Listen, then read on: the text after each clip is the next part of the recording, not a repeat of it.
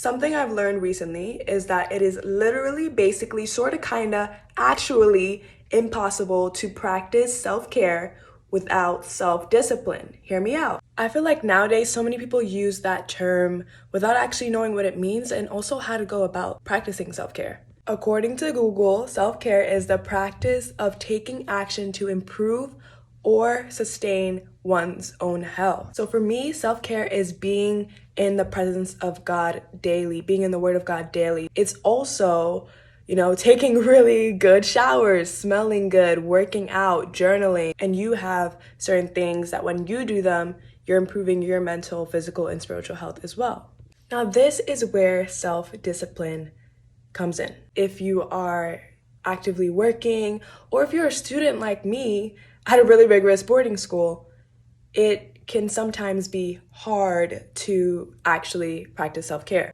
Me personally, what I've noticed is when it comes to scheduled appointments in which I'm accountable to someone else, like for example, class or an important meeting, I am more likely to be like, yeah, let's go. Like, let me do this. And I have the motivation to do it. Even if I don't feel like it, it's not about my feelings because this is for somebody else.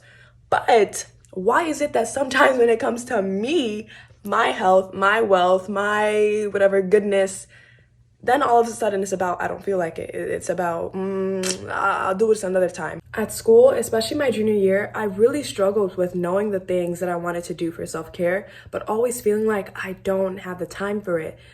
But what that meant was I actually wasn't prioritizing it. I actually didn't care enough about myself to prioritize those things. So as a result, I would always feel tired because I wasn't getting enough sleep. I wasn't taking care of myself. I wasn't doing things, that brought me fulfillment outside of school. If you have discipline for everyone else except for yourself and your self-care, you're going to find yourself very worn out. And if you're somebody that likes to give to people, that likes to spread light to people, it's going to be extremely hard to give if you don't fill yourself up first. And that's a huge lesson that I've learned in my 17 years of living so far. We need to start being as serious and strict with self-care as we are for showing up for other people.